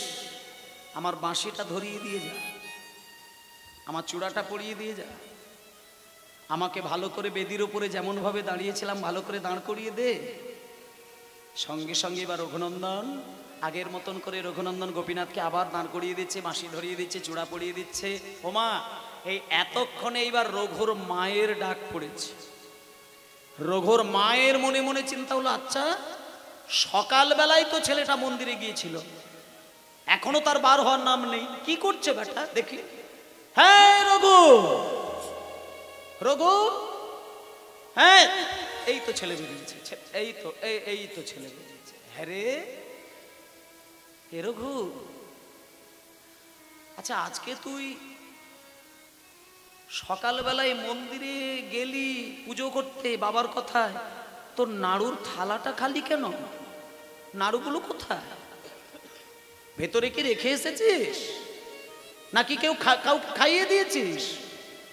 রঘুনন্দন বলছে, ওমা আজকে না, আজকে তোমার ওই গোপীনাথ এক এক করে সব নাড়ুগুলো খেয়ে নিয়েছে। বাহ বাহ বাহ বাহ, এক এক করে সব নাড়ুগুলো খেয়ে নিয়েছে। বাহ, তোমার বাবার একটা মনের বড় ইচ্ছা ছিল যে তোমাকে ভক্ত তৈরি করবে, কৃষ্ণ ভক্ত তৈরি করবে, কিন্তু প্রথম দিনেই তুমি যে মিথ্যে কথা শুরু করেছো, যে অপরাধটা করলে। বাহ, গোপীনাথ নাড়ু খেয়েছে, সত্যি করে বল নাড়ুগুলো কি করেছিস? না মা, আমি সত্যি করেই বলছি, আমি সত্যি করেই বলছি, এই তো আমি তোমার পা ছুঁয়ে বলছি, আমি গোপীনাথ নাড়ু খেয়েছি, আমি খাই। তবুও মিথ্যে কথা বলে। মায়ের পায়ে ধরে মিথ্যে কথা বলতে নি বাবা, সত্যি করে বল নাড়ু কে খেয়েছে? আমি মিথ্যে কথা বলিনি, গোপীনাথ নাড়ু খেয়েছে। তুমি এই তো তোর দাঁতের ফাঁকে না, এই তো তোর দাঁতের ফাঁকে না, সমানে তখন থেকে শুধু নাড়ু খাইনি, নাড়ু খাইনি, নাড়ু খাইনি, গোপীনাথ খেয়েছে, অমুক তমুক, তা তো দাঁতের ফাঁকে নাড়ু এলো কি করে? রঘুনন্দন বলছেন, ওমা দাঁতের ফাঁকে নাড়ু বলতে ওই মানে কি হয়েছে জানো, আমি আসলে ভুলেই গেছিলাম, মানে গোপীনাথ ওই থালার সব নাড়ুগুলো খেয়ে নিয়েছিল, শেষের একটা নাড়ু কিছুতেই খাবো না, কিছুতেই খাবো না। জোর করে আমাকে ডেকে কোলে বসিয়ে নিয়ে আর গালটাকে এরকম ভাবে টিপে ধরে আমাকে নাড়ুটা জোর করে মুখের উপরে তুলে দিল, দিয়ে বলছে নাড়ু খা, নাড়ু খা, নাড়ু খা। নাড়ু খেতে তবে আমাকে ছাড়লো। বাহ বাহ, একটা মিথ্যে কথা বলতে গেলে যে সাজিয়ে সাজিয়ে 10টা মিথ্যে কথাকে বলতে হয়, তুমি এই বয়সে তৈরি হয়ে গিয়েছো। বেশ বেশ বেশ, তোমার বাবাও তো তেমন। তোমার বাবা একবার আসুক বাড়িতে, আমি তারপর মজাটা দেখাচ্ছি। তোমার বাবা বাড়িতে এসেই তার প্রথম কাজ হচ্ছে প্রসাদ চাইবে, আর প্রসাদ যদি তাকে দিতে না পারা যায় সে আর 24 ঘন্টা কিচ্ছু খাবে না, শুকনো হয়ে থাকবে। এবার স্বামী তো শুকনো থাকবে, এটা স্ত্রী চায় না। তখন এবার অনুত্তা দেবী মনে মনে ভাবলো, আমি বরং তাড়াহুড়ো করে দুটো নাড়ু তৈরি করে রাখি, আর কি করব। দুটো তাড়াহুড়ো করে নাড়ু তৈরি করে আর তাতে আমি তুলসী পাতা চাপিয়ে ওনার কাছে দিয়ে দেবো, বলবো ওটাই প্রসাদ। তারপরে প্রসাদ পাওয়া হয়ে যাওয়ার পরে শেষকালে সব ঘটনা জানাবো। ব্যাস, এবার মা তাড়াহুড়ো করে নাড়ুটা বানাতে গেছে স্বামীকে প্রসাদ বলে খাওয়াবে, ঠিক এমন সময় উল্টো দরজা দিয়ে মুকুন্দ সরকার চলে এলেন। আসিয়া মুকুন্দ দাস কহে বালকের উপাস, আসিয়া মুকুন্দ দাস কহে বালকের উপাস, আসিয়া মুকুন্দ দাস কহে বালকের উপাস, আসিয়া মুকুন্দ দাস কহে বালকের উপাস। আরে প্রসাদী নৈবেদ্য আনো দেখি, প্রসাদের বিদয়ান দেখে, আরে প্রসাদ নৈবেদ্য আনো দেখি, আরে প্রসাদ নৈবেদ্যান দেখি। শিশু কহে বাবা শোনো সকলি খাইলা যেন, বলে বাবা শোনো সকলি খাইল কেন, শিশু কহে বাবু শোনো সকলি খাইলা যেন, বলে বাবা যেন সকলি খাইল যেন, অবশেষ কিছু নাহি রাখি, অবশেষ কিছু নাহি রাখি, অবশেষ কিছু নাহি রাখি, অবশেষ কিছু নাহি রাখি, অবশেষ কিছু নাহি রাখি। এই রঘু, রঘু রে, এই রঘু বাবা তুমি এসে গেছো? হ্যাঁ আমি এসে গেছি, কাছে এসো, কাছে এসো, কাছে এসো, কাছে আয় বাবা, আমার বুকে আয়, বুকে আয়। হ্যাঁ রে রঘু, তোকে যে আমি সকালবেলা মন্দিরে পাঠিয়েছিলাম আমি কিন্তু ভুলে যাইনি, জানি। আয়, কেমন করে গোপীনাথের সেবা করেছিস, ওই প্রসাদ কেমন করে তৈরি করেছিস, নিয়ে আয়, নিয়ে আয়। আমি দেখবো কেমন সেবা দিয়েছো, দেখবো কেমন সেবা দিয়েছ, দেখবো কেমন পুজো দিয়েছো, দেখবো কেমন পূজা দিয়েছ, প্রসাদে পদ্ম গন্ধ আছে কিনা দেখবো কেমন পুজো দিয়েছো, ওই যে পদ্ম গন্ধ আছে কিনা দেখবো কেমন পূজা দিয়েছ, প্রসাদে পদ্ম গন্ধ আছে কিনা দেখবো কেমন সেবা দিয়েছো, প্রসাদে পদ্ম গন্ধ আছে কিনা দেখবো কেমন পূজা দিয়েছ। প্রসাদ যদি মায়েরা, প্রসাদ যদি কোনোদিন আপনার নিবেদন করা প্রসাদ যদি গোবিন্দের দৃষ্টিতে পড়ে, সেই প্রসাদ পদ্ম ফুলের মতো একটা গন্ধ আপনি অনুভব করতে পারবেন। তা আজকে রঘুনন্দনকে বলছে কই প্রসাদ নিয়ে আয়, আজকে আমার একমাত্র আদরের ছেলে গোপীনাথের সেবা দিতে গেছে, প্রসাদ নিয়ে আয়, প্রসাদ নিয়ে আয়, আমি প্রসাদ পাবো তোর হাতে, প্রসাদ নিয়ে আয়। রঘুনন্দন বলছে বাবা প্রসাদ খাবে তুমি, একটুখানি অপেক্ষা করো, মা তোমাকে নতুন করে নাড়ু তৈরি করে প্রসাদ খাইয়ে দেবে। কেন রে নতুন করে নাড়ু কেন? তুই তো মায়ের কাছ থেকে নাড়ু নিয়ে গেছিলি ভেতরে, তা সেই নাড়ু কোথায়? আজকে আবার মা নতুন করে নাড়ু করবে কেন? আজকে কি তাহলে ওই বাড়িতে অনেক ভক্ত এসেছিল তাদেরকে দিতে গিয়ে কি সব শেষ হয়ে গেছে? রঘুনন্দন বলছে বাবা আজকে ভক্তদেরকে প্রসাদ আমি দেবো কি করে? আজকে না, আজকে তোমার ওই গোপীনাথ এক এক করে সব নাড়ুগুলো খেয়েছে। রঘুনন্দন কি হচ্ছে এটা? বাবার সামনে রহস্য করে কথা বলতে আছে, আর বাবার সামনে মিথ্যে কথা বলতে নেই, এইভাবে রসিকতা বাবার সামনে করতে নেই। বলো বলো বলো, প্রসাদ কে খেয়েছে? বলো বলো, কে খেয়েছে? তুমি খেয়েছো? ভক্তরা খেয়েছে? কোথায় প্রসাদ, কোথায়? বাবা আমি মিথ্যে বলছি না, আমি সত্যি বলছি। আচ্ছা ঠিক আছে, তুমি একবার গোপীনাথকে শুধু একটা বার জিজ্ঞেস করে দেখো, দেখো গোপীনাথ বলবেন। আবার মিথ্যে কথা বললে। বলছি না বাবার সামনে এইভাবে বলতে নেই কথা। তুমি বলো কি হয়েছে বলো। বাবা আমি সত্যি বলছি, আমি নাড়ু খাইনি, গোপীনাথ খেয়েছে। আমি তোমার পা ছেড়ে দাও, ওঠো ওঠো ওঠো, বাবার পায়ে ধরে মিথ্যা কথা বলতে নেই, ওঠো। আসলে আমার মনে হচ্ছে তোমাকে মন্দিরে পাঠানো আমার ভুল হয়ে গেল, আমার চরম অপরাধ হয়ে গেল। যে গোপীনাথের কাছে সারা জীবন আমি সেবা দিলাম, সেই গোপীনাথ কোনোক্ষণে আমার কাছে এসে দেখা দিল না, প্রসাদ পেল না। আর তুমি দুদিনের বাচ্চা ছেলে, শাস্ত্র জানো না, মন্ত্র জানো না, তোমার কাছে গোপীনাথ নাড়ু খেয়েছে, আমার কাছে শুনতে হবে? সারা রাত্রি ধরে ও মায়েরা, রঘুনন্দন যে গোপীনাথকে নাড়ু খাইয়েছে, মা বাবাকে কে বিশ্বাস করবে? কেউ বিশ্বাস করবে না।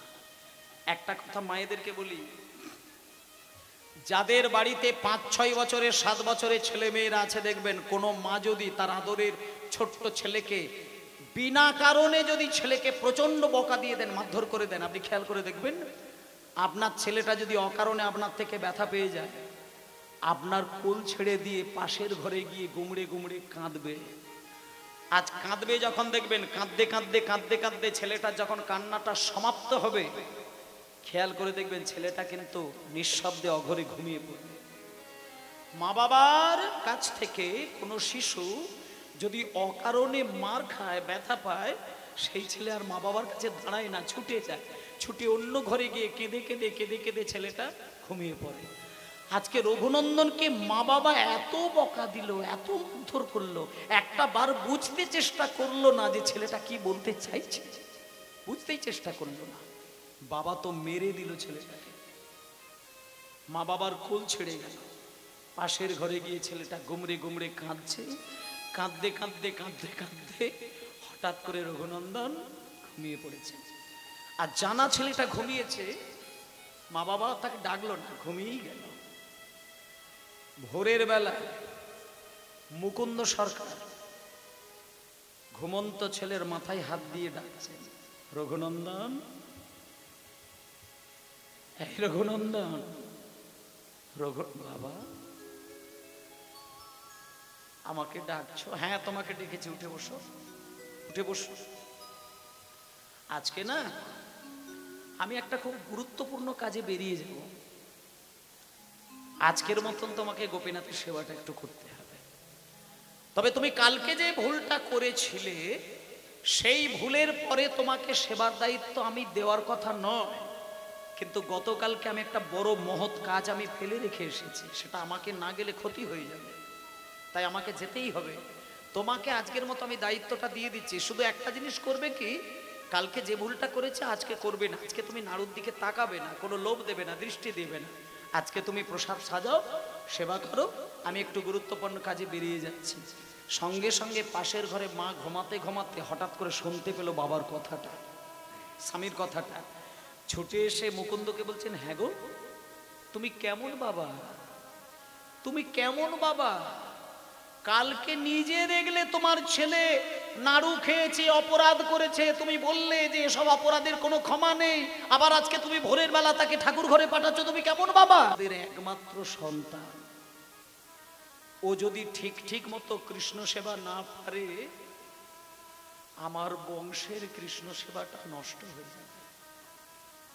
ওকে যে বকাবকিটা করেছে, আশা করি তো ও ভুল করবে না। আর তুমি তো ওর মা, তোমার তো গর্ভে জন্ম নিয়েছো, তুমি তো নারী ছেদন করে সন্তানের মুখ দেখিয়েছো জগৎকে, তাই ছেলেকে ব্যথা দিলে তোমার একটু কান্না আসবে। তবে একটা কথা বলি, ছেলেকে মানুষ করতে গেলে মা বাবাকে অনেক ব্যথা সহ্য করতে হয়। তুমি আর কিছু বলো না, যাও শুয়ে পড়ো, আমি যা করছি করবো।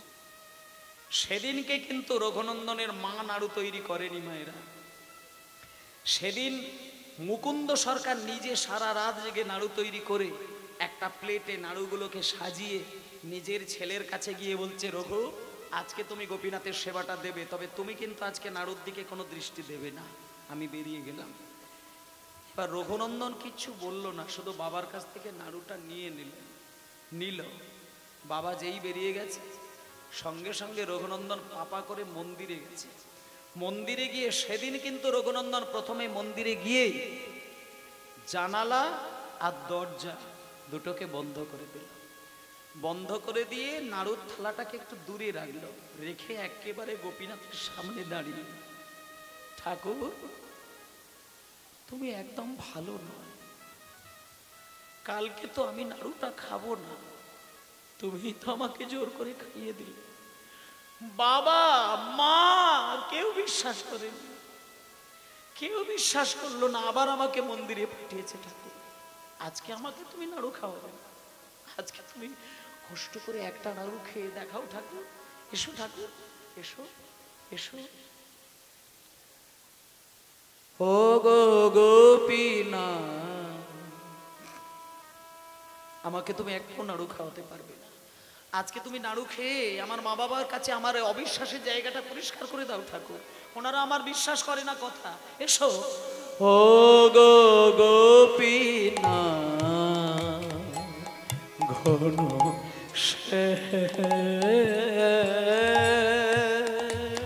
ও গো গৌর হরি হরি বল। ঘন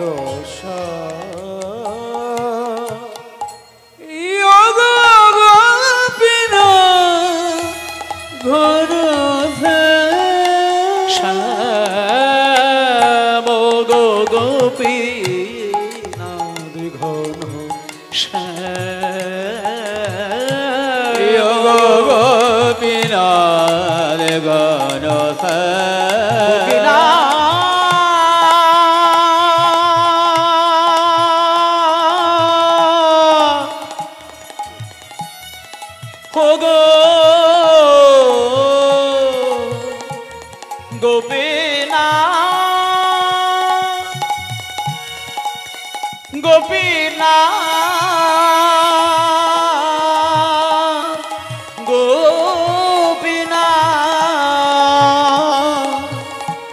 ও গো গোপীনাথ, ও গো গোপীনাথ, গো গোপীনাথ ঘন ও গো গোপীনাথ ঘন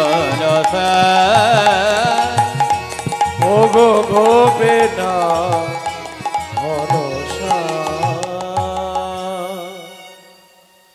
ঠাকুর ঠাকুর, আজকে তুমি আমার হাতে নাড়ু খাচ্ছ না? আজকে আমি তোমাকে এত ডাকলাম, এত সাজালাম, তবু আজকে নাড়ু খাবে না? আজকেও খাবে না?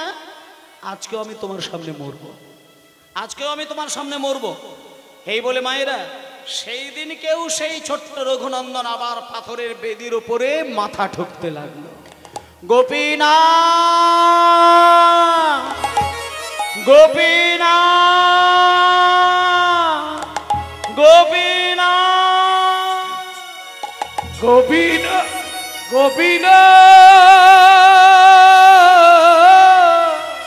গোপীনা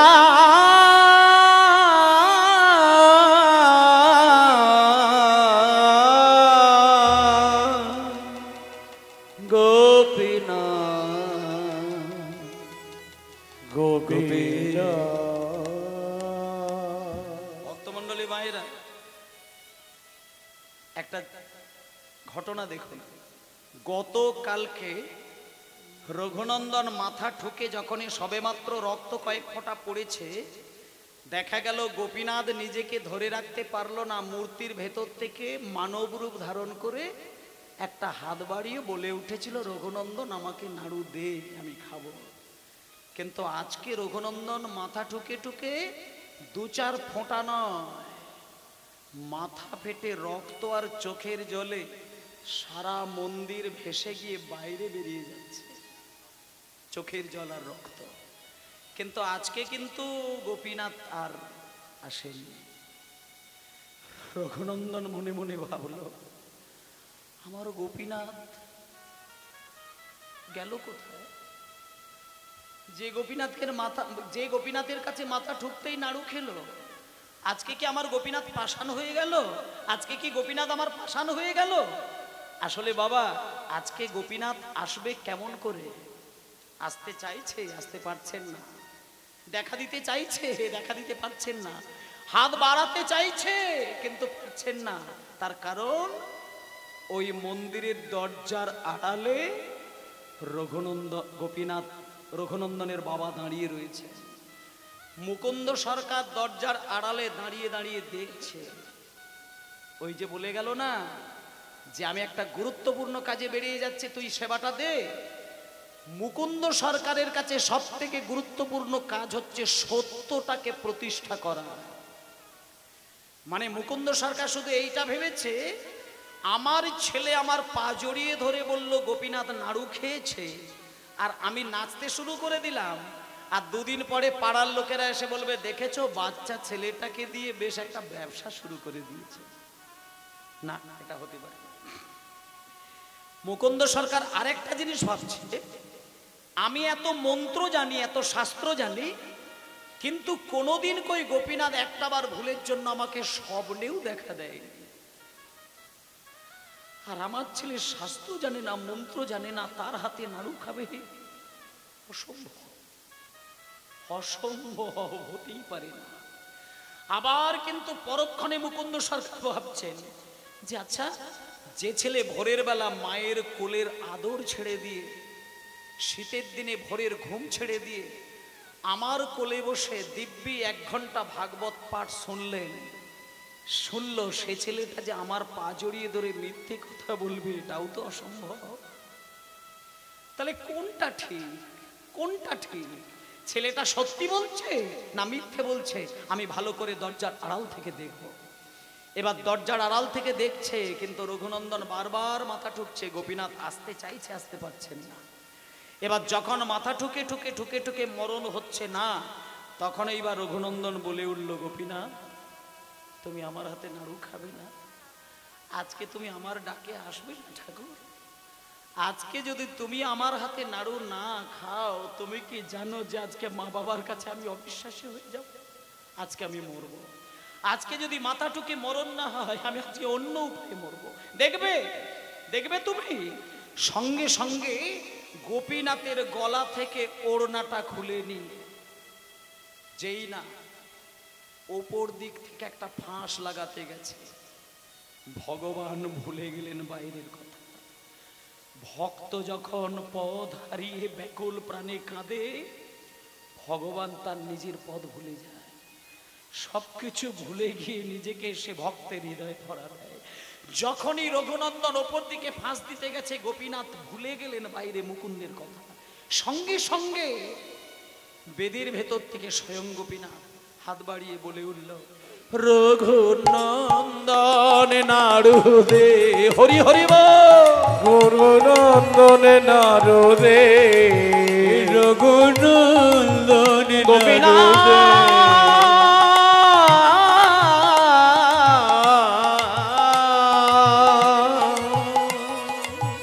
নাড়ু খাও, রঘুনন্দন নাড়ু দে, গোপীনাথ নাড়ু খাও। কে কে মন্দিরের ভেতরে বললো নাড়ু দে? কে ভেতরে বললো নাড়ু খা? তবে কি আমার ছেলে? আমার ছেলে রঘু, আমার ছেলে রঘু গোপীনাথকে নাড়ু খাচ্ছে, আমি বাবা হয়ে দেখতে পাবো না? আমি দেখবো, আমি দেখবো, আমি দেখবো। এই বলে মুকুন্দ সরকার যেই না ধাক্কা দিয়ে দরজাটা খুলে দিলে, ভক্তমণ্ডলী মায়েরা, মুকুন্দ সরকার বাইরে থেকে পরিষ্কার শুনতে পেলেন কে যেন বলছে, রঘুনন্দন নাড়ু দে। আর আমার ছেলের আমি কণ্ঠ পেলাম, বলে উঠল, গোপীনাথ নাড়ু খা, আমি দেখবো। আমার ছেলে নাড়ু খাওয়াচ্ছে, আমি দেখবো, আমি দেখবো। এই বলে যেই জোর করে ধাক্কা দিয়ে দরজা উন্মোচন করলেন, সবে মাত্র গোপীনাথকে অর্ধেকটা নাড়ু খাইয়েছে রঘুনন্দন। যেই দরজা খুলে গেল, বাকি অর্ধেকটা নাড়ু পাথর হয়ে দাঁড়িয়ে গেল। মুকুন্দ সরকার বলে উঠল, রঘুনন্দন এ আমি কি দেখছি রে? আমি তো গোপীনাথের হাতে একটা বড় বাঁশি ধরিয়ে দিয়ে যাই, কিন্তু আজকের হাতে অর্ধেক নাড়ু কেন? রঘুনন্দন বলে উঠল, অর্ধেক নাড়ু কোথায় বাবা? আমি তো দেখছি গোপীনাথ এখনো নাড়ু খাচ্ছে। বাবা বলে উঠল, তুই দেখতে পাচ্ছিস, আমি বাবা হয়ে দেখতে পাচ্ছি না কেন? রঘুনন্দন হাত জোড় করে গোপীনাথকে বলছে, গোপীনাথ তুমি নাড়ু খাচ্ছ, আমি দিব্যি দেখতে পাচ্ছি, কিন্তু আমার বাবা বলছে দেখতে পাচ্ছেন না। বলে উঠল গোপীনাথ, রঘুনন্দন তোমার যে প্রেম নয়নের বিকাশ ঘটেছে, তোমার পিতার এখনো সেই প্রেম নয়নের বিকাশ ঘটেনি। তুমি দেখতে পেলেও তোমার পিতা দেখতে পাবেন না। তোমার পিতার অঙ্গ তুমি স্পর্শ করো, তবেই তিনি দেখবেন আমি নাড়ু খাচ্ছি। বাবা তুমি দেখবে, তুমি দেখবে গোপীনাথ নাড়ু খাচ্ছে, তুমি দেখবে। এই বলে রঘুনন্দন যেই না মুকুন্দ কবিরাজের অঙ্গ স্পর্শ করলো, অমনি দেখতে পেল তার গোপীনাথ এক এক করে নাড়ু আস্বাদন করছে। তার অঙ্গের জ্যোতিতে সারা মন্দির আলোকিত হয়ে উঠেছে। অজ্ঞান হয়ে গেল মুকুন্দ কবিরাজ। হে কৃষ্ণ করুণা সিন্ধু দীনবন্ধু জগৎপতে গোবেশ গোপিকাকান্ত রাধাকান্ত নমস্তুতে।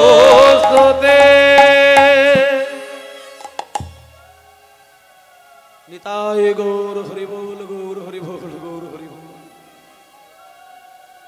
মুকুন্দ সরকার জ্ঞান ফিরে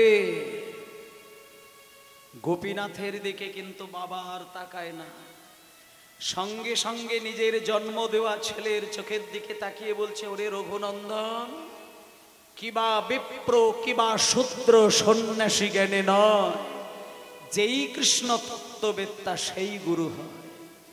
অজ্ঞানং তিমিরান্ধস্য জ্ঞানাঞ্জন শলাকয়া।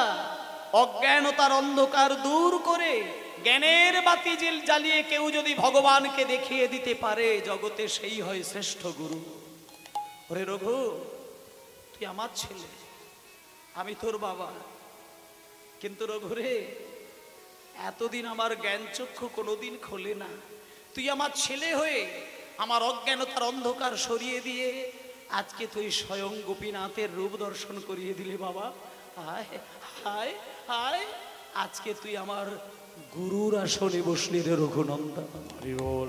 কিন্তু আমি কি দেখছি, এটা আমি কি দেখছি, আমার গোপীনাথের হাতে কি আর মাসি থাকবে না? আমার গোপীনাথ কি অর্ধেক নাড়ু নিয়েই দাঁড়িয়ে থাকবে? বলে উঠল গোপীনাথ, মুকুন্দ, তোমার ছেলের ভক্তির বন্ধনে আমি সারাটা জীবনের জন্য এইখানে বাঁধা পড়ে গেলাম। যে হাতে আমি বাঁশি ধরে থাকতাম, আমি কথা দিচ্ছি আর আমি কোনোদিন এই মাটিতে বাঁশি ধরে থাকবো না। এই মন্দিরে আমি আর বাঁশি কোনোদিন ধরবো না। এই অর্ধেকটা নাড়ু নিয়ে এই মাটিতে দাঁড়িয়ে থাকবো। দেশ বিদেশ থেকে ভক্তরা আসবে, আমার এই নাড়ুর দৃশ্য দর্শন করবে, আর লোকে সবাই বিশ্বাস করবে ডাকার মতো যদি কেউ ব্যাকুল প্রাণে আমাকে ডাকতে পারে, আমি তার হাতে গিয়ে নাড়ু খাবই। নিতাই গৌর আনন্দে হরি বল, হরি বল। নিতাই গৌর হরি বল, নিতাই গৌর হরি বল, নিতাই গৌর হরি বল। ছোট্ট হাতে ছোট্ট নাড়ু নিয়ে হরি বল, হরি বল, হরি বল। ভক্তমণ্ডলী মায়েরা, আপনারা যে গোপীনাথের ঘটনা শুনলেন, সেই পাথরের গোপীনাথ এখনো বর্ধমানের শ্রীখণ্ড গ্রামে অক্ষত অবস্থায় সেবা পাচ্ছে। আপনারা যাবেন, অগ্রহায়ণ মাসের যে একাদশীটা হয়, দ্বিতীয় একাদশী, ওই দ্বিতীয় একাদশীর দিন যদি আপনারা ওইখানে চলে যান, গিয়ে দেখবেন খাওয়া দাওয়া থাকার অসুবিধে নেই। সারাদিন রাত্রি ধরে কীর্তন হয়, হাজার হাজার লক্ষ লক্ষ মানুষের সেবা চলছে, অন্নভোগের ব্যবস্থা আছে, আর রাত দিন নাম চলছে। এবং যে গোপীনাথ পাথর হয়ে নাড়ু ধরল বা রঘুনন্দনকে দেখা দিয়ে কথা বলেছিলেন, সেই গোপীনাথটা এখনো দাঁড়িয়ে আছে সেই জায়গায়। রঘুনন্দনের সমাধি আর এই যে রঘুনন্দনের জন্মস্থান, মুকুন্দের জন্মস্থান সবই দেখতে পাবেন। এবং অভিরাম ঠাকুর নামে একজন সাধক, যিনি রঘুনন্দনকে প্রণাম করেছিল 7 বার, তবুও মরে না। এবং যেই জায়গাটিতে প্রণাম করেছিলেন সেই জায়গাটা দেখবেন মন্দিরের ডান দিকে আছে। এবং আপনারা গেলেই দেখতে পাবেন রঘুনন্দন ও অভিরাম ঠাকুরের মিলন মন্দির। এবং অভিরাম ঠাকুর যে বট গাছের গোড়ায় হেলাম দিয়ে দাঁড়িয়েছিলেন বিশ্রামের জন্য, সেই বট গাছটাও এখনো সুন্দর করে বেদি করে বাঁধানো রয়েছে। আজকে যে অভিরাম নিত্যানন্দের ছেলেদেরকে প্রণাম করতে গিয়ে ছেলেরা মারা গিয়েছিল, যে অভিরামের প্রণামে বিষ্ণুপুরের মদনমোহন বিগ্রহ বেঁকে গেছিল, আজকে সেই অভিরাম আসছেন রঘুনন্দনকে প্রণাম করবেন বলে। পূরবে শ্রীদাম এবে অভিরাম, শ্রীখণ্ড গ্রামেতে আসে পূরবে এবে অবিরাম, শ্রীখণ্ড ধামেতে আসে এবে অবিরাম, শ্রীখণ্ড ধামেতে আসে। উলুধ্বনি উলুধ্বনি, শঙ্খধ্বনি মায়েরা।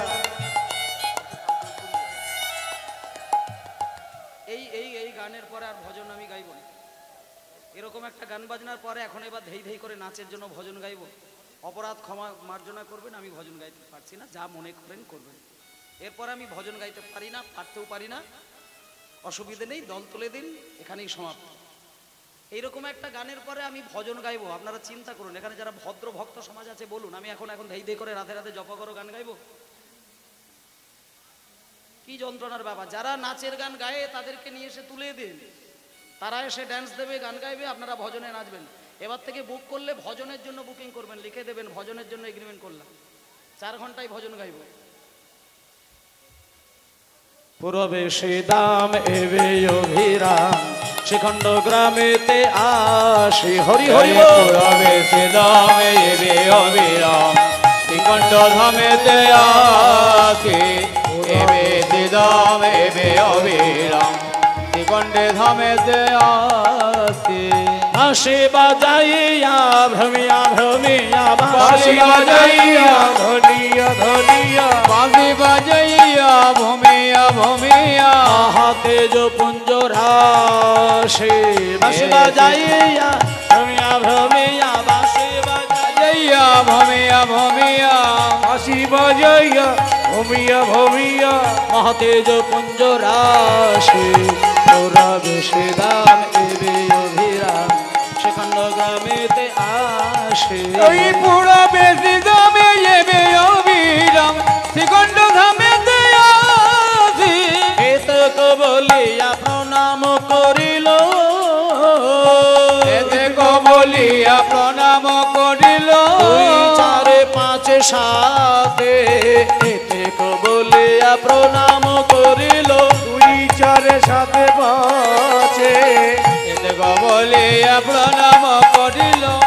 2 4 5, 2 4 5 7 2 4 5 7, তবু নাহি মরে দেখিয়া তাহারে, তবু নাহি মরে তবু নাহি দেখে, তবু নাহি মরে দেখিয়া তাহারে, তবু নাহি বলে দেখিয়া তাহারে। অভিরাম লইল কাঁধে। পূরবে শ্রীদাম এবে অবিরাম, শ্রীখণ্ড ধামেতে আসে এবে শ্রীদাম এবে অবিরাম, শ্রীখণ্ড ধামেতে আসে এবে অবিরাম, এবে শ্রীদাম শ্রীখণ্ড ধামেতে আসে।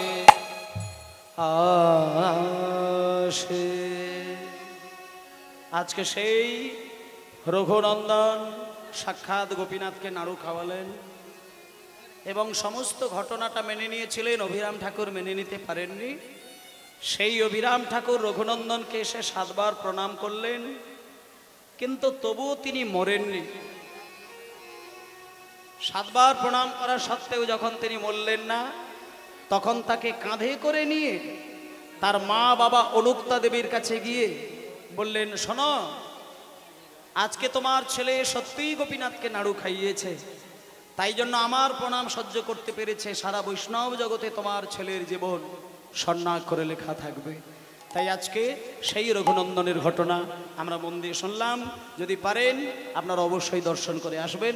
সবাই মিলে বলুন, রঘুনন্দন কি জয়, মুকুন্দ কবিরাজ কি জয়, অনুক্তা দেবী কি জয়, বৃন্দাবন ধাম কি জয়, আপন আপন গুরুদেব কি জয়, জয় জয় ভক্তবৃন্দ গৌরী যাহার প্রাণ, জয় জয় ভক্তবৃন্দ গৌর যাহার প্রাণ, জয় জয় ভক্তবৃন্দ গৌরী যার প্রাণ। সবে মিলে করো মোরে প্রেম ভক্তি গান, সবে মিলে করো মোরে প্রেম ভক্তি গান, সবে মিলে করো মোরে প্রেম ভক্তি গান সবে মিলে কর মোরে প্রেম ভক্তি দান আর জয় দাও জয় দাও জয় দাও জয় দাও পদন ভরে বাহু তুলে জয় দাও জয় দাও পদন ভরে বাহু তুলে জয় দাও জয় দাও মা যশোদা পিতা নন্দের সবাই মিলে জয় দাও যশোদা পিতা নন্দের সবাই মিলে জয় দাও মধুর শ্রী বৃন্দাবন সবাই মিলে